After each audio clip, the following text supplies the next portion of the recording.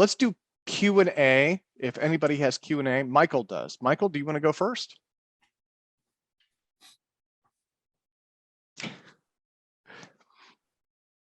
You can't unmute. Oh, allow participants to, hang on, let me find Michael. Ask to unmute. He's in there twice. Thanks. All right. Yeah, so quick question about the scale you were using. Do you know what the sample rate of that scale is? I know it's 320 samples per second or less. And thank you for asking, because I was going to make a point of this, is that I just yesterday basically got it working. Is I built a basically analog differential amplifier, which I connected directly to the aluminum load cell, and it feeds my oscilloscope, which is now sampling at 1 gigasample per second. Perfect. So Yeah, no more analog error. I had to get rid of all the vibration to get your Nyquist frequency has to be way higher than your the ultrasound you're working with. Yeah, but you can't get a scale like that. Yeah. So yeah, you gotta analyze the waveform and calculate what the weight is from that. Yeah. So I've got it calibrated right now. I've got 300 millivolts per kilogram, but I want to increase that to 3 volts per milligram. So at least a gram is a millivolt. Yeah, and the other alternative is you could have a mechanical scale that has very low frequency resonances, and then that mechanically averages out the weight. So those are the alternatives. Yeah, but the problem with mechanical scales is the thing weighs a kilogram or more, and we want to measure in grams. And yeah. So, well, then you can do it. That gets more expensive, I suppose. Yeah. But you can multiply the force on the scale and then read a larger force with pulleys or something. Yeah. It's yeah. And also, Jeremy, if you're in, yeah, he's there. I was gonna talk to you about something. So anyway, cool. What else was there? And yeah, keep looking for second order effects, like with the Woodward drive. That's yeah, I am. A mechanical second order effect. You might see something with beats of the ultrasound at the lower kilohertz. So that's another thing to keep an eye out for. Well, with the Woodward effect, it's kind of like, it can act like a ratchet in this case, especially with the dome on top, is that because of the second harmonic and the first harmonic added together, the big disc acts like a parachute and the dome on top acts like a wedge. So it can push up and has resistance coming back. So if you can get it to oscillate fast enough, it's using the air as a cushion to slow it down so that you can get a ratchet effect up. Maybe. Maybe, yeah. It's another hypothesis. Yeah, well, I'm glad. Thanks in general for like showing everyone how good scientific work is done, and like getting all these other hypotheses tested as well, instead of just like the one that you think it is. Because yeah, that's an important factor to like show people that process. Yeah, I want to know where the lift is coming from, and I can tell you definitively now, it's not coming from just spinning magnets and high voltage. So, all right. Yeah. Well, Michael, thank you. So let me go to Michael Boyd next, and I think we'll probably wrap up, Todd, if it's okay. We'll probably wrap up our Q&A around 4 today Pacific, and then we'll go to Mark Sokol, who has a bunch of stuff to share, as you well know. So, Mr. Boyd, go for it, sir. Michael. Okay, Todd. So I heard, I think you mentioned gravitomagnetism. You said you didn't discounted gravitomagnetism. Would you explain more detail what you did to Decide that. Just that the what I tested is mimicking gravitomagnetism using magnetism and the gyromagnetic ratio of the subatomic particles. That didn't work. Gravitomagnetism is orders of magnitude less than what I did, because instead of the gyromagnetic ratio, you're using the square root of G E naught, G being Newton's constant and epsilon naught. So you use that as your charge to mass ratio in gravitomagnetism, and that's a very small number. So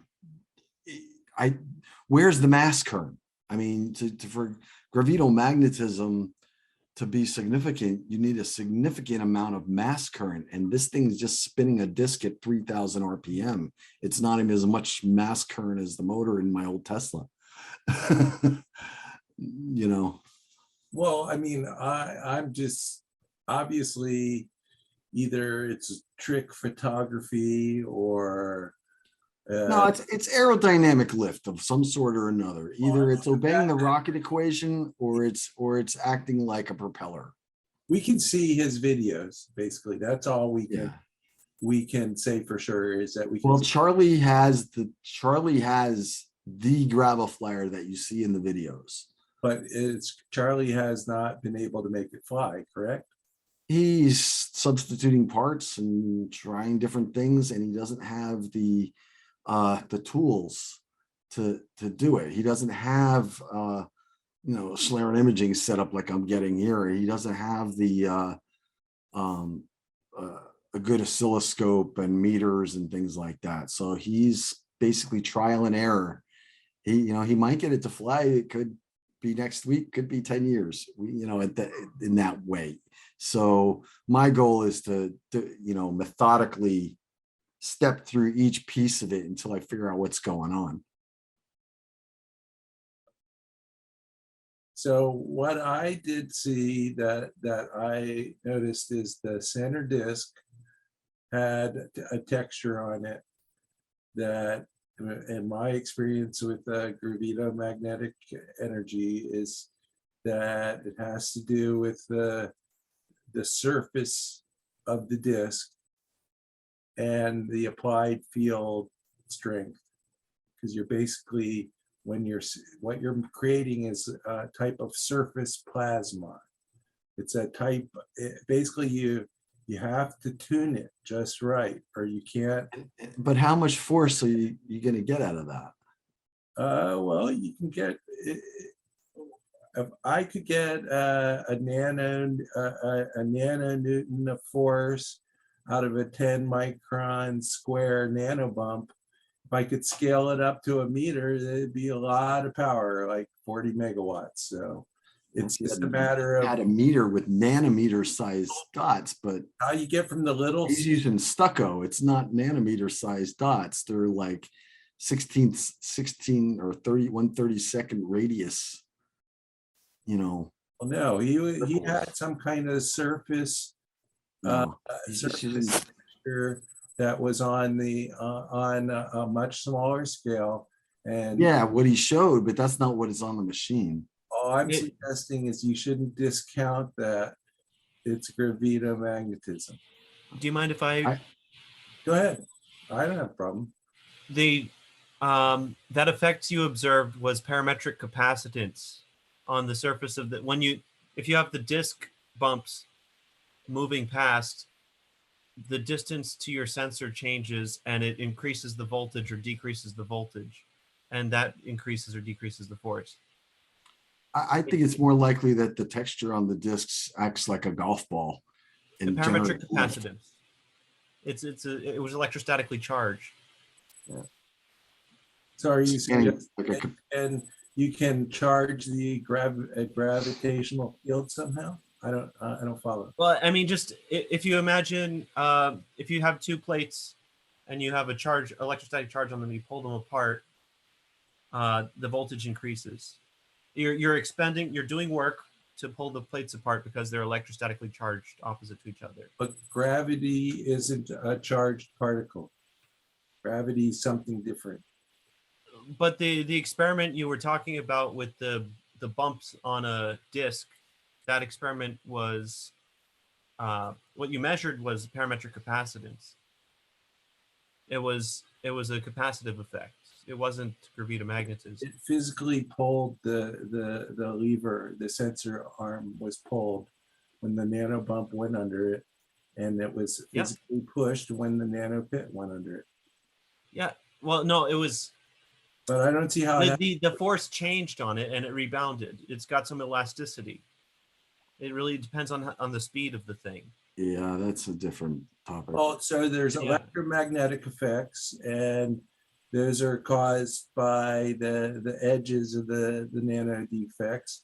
And then there's gravitomagnetic effects, which are caused by the presence or absence of matter. So one but those are way too small to detect with that setup, to my knowledge. It works fine on your hard drive. I don't know why it wouldn't work on that. Well, it would work because of the capacitive effect, though. There's nothing capacitive about your hard drive's read. It is. It's metallized film. What's metallized film?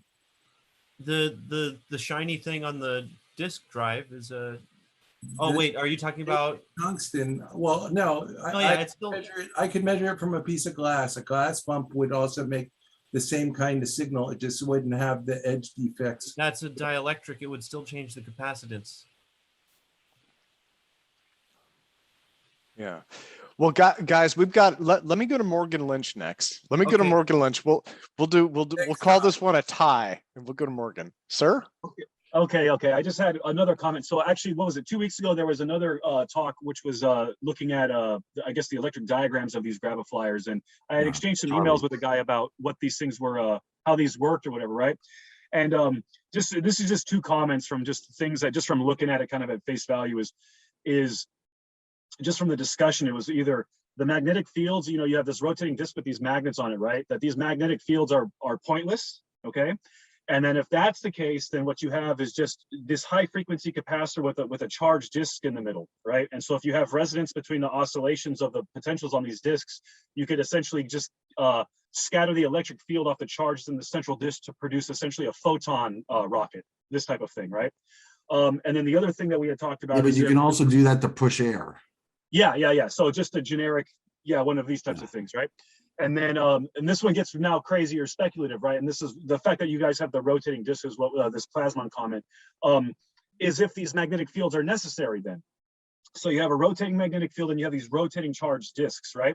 And the first thing that came to mind when I thought of that was this Sal Pais patent for this gravitational wave generator, which is now we're getting a little bit crazier, but still. The charged rotating disc, because he has the power expression that goes into these patents doesn't go as acceleration squared like a Larmor formula. It goes as velocity, which was a really weird thing to see initially, right? And so I was fiddling around. I'm not too sure if I did this math correct, but it looked like what that is power radiated into the near field. And if that power radiated into the near field goes as the velocity, that spinning charged disc could generate a strong magnetic field in the near field, coupled with this magnet from the also rotating, and you could get something like this Gershenstein mechanism to produce this gravitational field. And so that was the kind of ideas that were talked about. But just I wanted to comment on that, just the fact that there might be some funny thing happening with a near field effect from the charge rotating disc. Okay. I mean, that's kind of what I was thinking when I did the experiment. So that's why I put it all in a box so that air wouldn't play a role, right? Sure. So I put the disc with the magnets, and I got powerful magnets, and I put the disc with just aluminum disc above it. I charged them up to 21 kilovolts between them, and I spun them, counter rotating them, at all kinds of different frequencies. I tune it till it would resonate and ring like a bell at like 4 kilohertz, 4.5 kilohertz. But at the end of the day, all I got was a lot of vibration. So I didn't get anything that resembled lift. Now, I think that in an ionized air environment, in an air breathing environment, if you have an ionized plasma, then yeah, the magnets could cause charge to build up in vortices. But I don't see how that could create any thrust. And when you say create a gravitational field, well, the resonance would have to be in the billions to generate, you know, a Q in the billions to generate that much energy density to generate a gravitational field that could lift that thing. So it just seems highly unlikely. Yeah. Okay. So I agree with that. And the one thing that we had thought about with that one is that, and that this is a long shot though, is that if you have the counter rotating magnetic fields, that you end up getting some winding from that, which creates some small region where there's a really high intensity magnetic field. But yeah, no, because all of these gravitational effects are going to be, what is it, 42 orders of magnitude smaller than, you know, really, really small. But that was the same hiccup we got to the same thing is how do you even get the orders of magnitude up to that level, you know? Yeah. I mean, the NASA and M-Drive experiments and stuff, they're talking about newtons per kilowatt, and he's getting 10 newtons for less than a kilowatt. So it's got to be moving air. You know, it's the only way you're going to conserve momentum in this situation. So it's just, you know, too much force for the amount of energy being put in. You know, and it's not, if it was like a pristine, perfectly designed thing that could resonate like a perfect bell and had, you know, an enormous Q, I could maybe entertain the idea, but this thing's slapped together from junkyard parts. It's not even straight. So the idea of it ringing like a bell to a high Q is just ridiculous. It's just not going to do it, you know. It's interesting. Okay, so guys, we got about 2 minutes left. So that's Morgan. Let me go to Harold, and then we will wrap things up, and then we'll go to Mark Sokol. Yeah, great research. Look like you're getting to the answer, whether it works or it doesn't work, better than anybody. Now, Thank you. my question for you is the two magnet. It seems to, what about Newton's third law? I mean, don't they cancel out? I mean, that to me would represent a cancellation, that there will be zero effect. Have you done any measurement in that area? I did not have magnets above and below, only below. No, the one I'm talking about on the Graviflyer, the one that Alexey, that I've seen several of them, magnet on top, one on the bottom. That one didn't counter work. rotating. That one didn't exactly work. Because would you say, you know, that is Newton's third law would dictate that that would cancel out, that would be zero. So you went to the one only below. Why? Why do you think would work with only one set of magnet reacted against? Well, that presentation I did, the presentation I did back in September, I explained why. And the first few slides tonight, I explained it's like I had an equation based on spin stabilized magnetic levitation, like the Levitron, which would only require the 6 magnets on one side and interacting with the Earth's magnetic field. And that didn't work. So that's what I tested. So I didn't really design the test to test that equation per se. I designed the test to see if that equation is what makes the Graviflyer work. Okay, so like I could design an experiment specifically to test that equation. That was my nuclear magnetic resonance experiment. But Mark is doing the Alzofon experiment, which is a much higher chance of success, and it's the same equation. And Wayne at Fail Forward is doing the NMR experiment with RF, and he's gotten some pretty good results so far. I'll let him discuss that. So, you know, I think the equation has legs. It's a good equation. It's just textbook physics, but the application to a Graviflyer is no, it's not applicable. It's not what's going on. I agree with you on that Okay. last part because that's have been my feeling. Thank you. Great job. Thank you. Oops. All right, Tim. Ah, Go ahead. okay. So actually, it is not time. That was Mark Sokol. Mark just called me. I had to put it on mute and all that stuff. And he's like, "We're not ready. Give me another half hour." So there you go.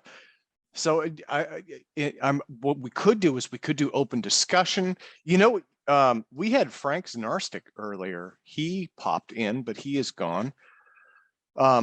So if anybody has any open discussion type stuff, or Todd, if you have more that you want to run through. I can try and do a quick Schlerin demonstration of what I have. Yeah, It's, he was chatting me. He wrote, I have it here. It says, "Please push the presentation back if you can. Computer trouble here. Please no." Tim, could I just ask a Yeah, quick Remy. question? Hey. All right. Hi there. I should switch on my video. 1 second. Yeah, long time. How are you doing? Yeah, I'm fine, thanks. Happy New Year. I know it's a bit belated. There we go. Yeah, what Todd is doing is brilliant. It's I don't believe in magic. I think whenever we come up with these devices, it's going to work with well-grounded principles of physics. And Todd is obviously very well trained, and we need to sort the wheat from the chaff so we stop wasting resources. And most of all, I can't stand blimmin' liars. You know, these people, as Todd said, they bolt something together from the junk box and they got it working once, and then they want everyone to follow in. Yeah, that's not how professional scientists operate. Yeah, you need to sort this wheat from the chaff so you can direct resources at things which are going to be likely. And what Todd's demonstrating is how to do proper science, and I commend him for that. Just one last point. If you're struggling with Zoom, I've seen a lot of people when they go full screen that the Zoom is cutting out, and I don't think it's internet. I can't see it on my end. Yeah. I think it's probably the Zoom exe process. If you're running on Windows, if you notch it up one, if you go into Task Manager and put it above normal, you'll probably get a better throughput, because I think it's competing with all the other processes. And it seems every time they do a blooming update, either Windows or Zoom, the thing gets worse. So give it a try. I think it works. Okay. I couldn't see any interruptions on this side, but I have I think he was thinking about yeah, no, Remy was talking about Harold actually, because Harold cuts out. Oh, okay. Yeah, You know, a few other people as well. Yeah, a few other people were having the same problem. I think it's probably the CPU is the task scheduler is conflicting with other processes running at the same priority. And you've got Zoom, which is essentially a real-time process. You need to probably notch it up, and it'll be much smoother. That's what I believe anyway. Knowing Windows, I shouldn't criticize it. It's a good operating system now. But And just give it a try. Thanks, Remy. And just a That's little. all right. Happy New Year to all, by the way. I should join your group again at some point. Okay. I'll think I'll mute myself now. Thank you very much. Is that great presentation. Is that candy? I'm hungry. No, Sorry. it's a Oh, it's a little Thank you, differential Remy. amplifier board like the one I used for my scale. So this is, I'm going to put one together for Mark see, I've been dieting. I thought it was so candy. that- I was so that he can so that he can view the weight of his Alzofon samples using the oscilloscope with high sample rate using the load cell he already has. So instead of having all the distortion and issues he had before, he'll be able to do what I just did with my scale and have a high frequency scale to use to weigh his Alzofon samples. Because if you saw his video, he was using a balance beam, you know, like just a mechanical scale, and it has almost no resolution at all. It either moves or it doesn't, you know, whereas this can actually collect data on a scope. So Now, did you have something else that you wanted to share? You mentioned that a minute ago before I distracted you. I should apologize. If you want to spend a little time, I can just do a quick demonstration, I think, of my Schlerin here. I'm still bummed out about the candy thing, but All right, hang on a second while I just get it ready. I will neither confirm nor deny, but I may have hit an entire bag of gummy bears last night. So, Oh boy, yeah. I have lost 40 some pounds since July. So I'm like really happy about that.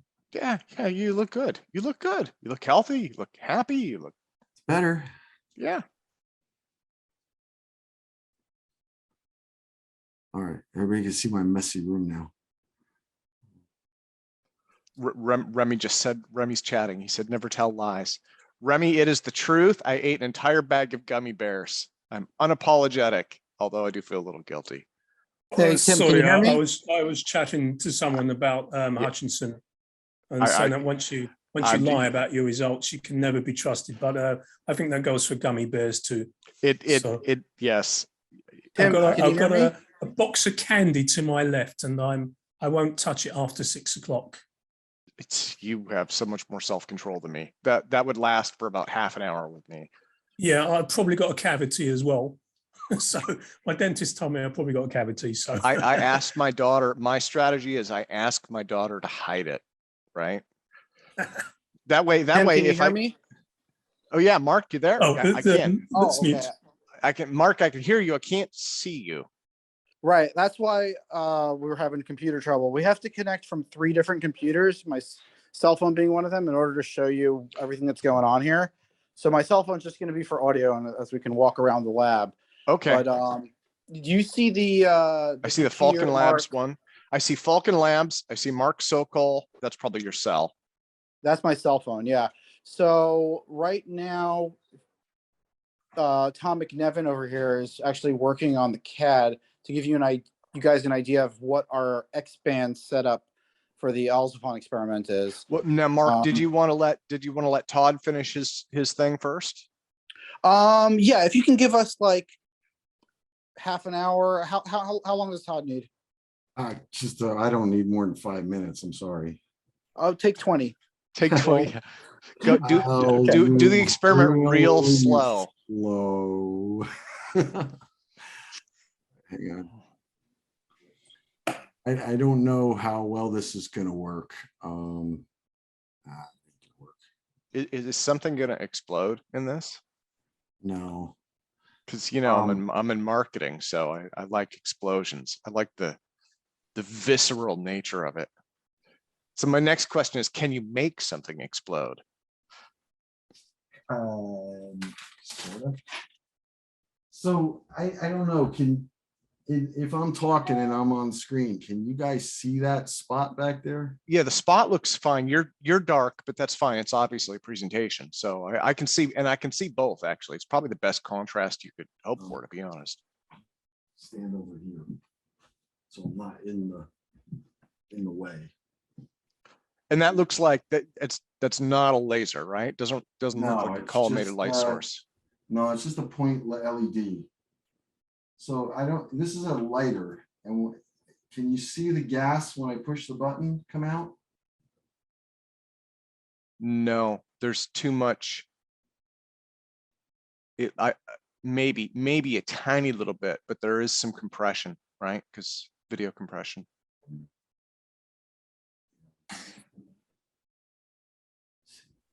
This might be a little better. Okay, this is a candle. Can you see the streak up the middle where the flame is going? Not barely, just barely. Let's see if I can. If I make it closer, it'll be brighter, but it'll be smaller. Any better? Worse? Probably worse.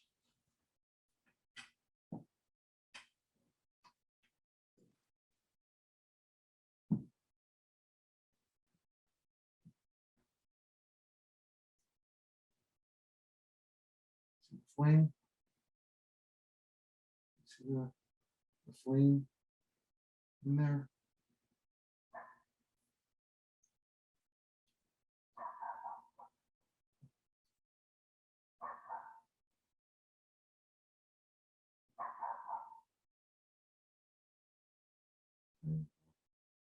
That's all I can, that's the only way I have to show it. So.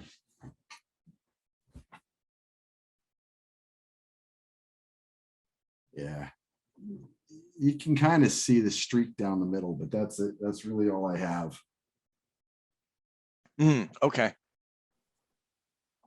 You know, I can wave my finger in the flame and you kind of see it blur.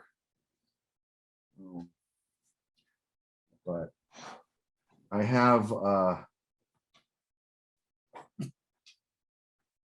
this piezo, turn the light on. I have this piezo transducer, 28 kilohertz, that I'm using trying to set up sound waves. I'm told that I can get better contrast if I use dry ice and just let a piece of dry ice below it so that I have a little fog on the table under the resonator. And then the standing waves will condense the fog and make it more easily visible.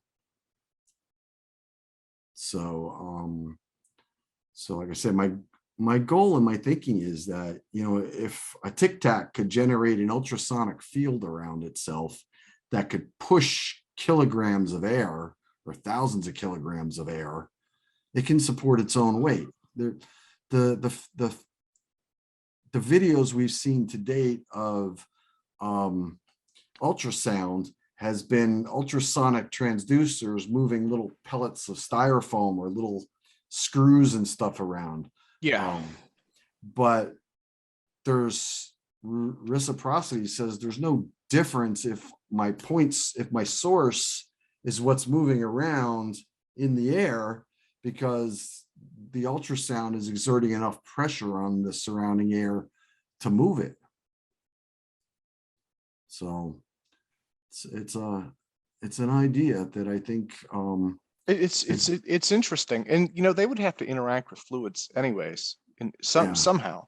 I mean, maybe it's your Star Trek force field type thing, or maybe it's ultrasound or something. But I mean, one of the things that's in my mind is these craft. If these are some kind of extraterrestrial craft, they've got to be designed to work in multiple atmospheres, right? Like Venus, Jupiter, you know, God knows what, you know, Pluto. And ultrasonics can do that. Yeah, and that might be necessary to be able to interact with these various fluid gaseous media, and then you know, they're also going to have to deal with drag and boundary layers and stuff like that. The only way you wouldn't have to do that is if you had some kind of warp drive, you know. But if the hull is physically in contact with this stuff at all, it seems like you'd need something electrostatic, ultrasonic, something like that to be able to work with the fluid. Yeah, I mean, I've been thinking, because I can view refractive index of air, is how do we implement a warp drive in air using the refractive index of the air to move things around in an atmosphere. So let's get you thinking, all these different hypotheses and ideas, and something that's a mystery. It's interesting stuff. And I think that we're going to learn a lot more about the UAP. Just my intuition says, give it, you know, before the end of this year, I think that we'll start to have some more stuff hit the news. I think that we're in a lull on that news cycle because everybody's exhausted from it, but all right, I'm going to step I don't away. know.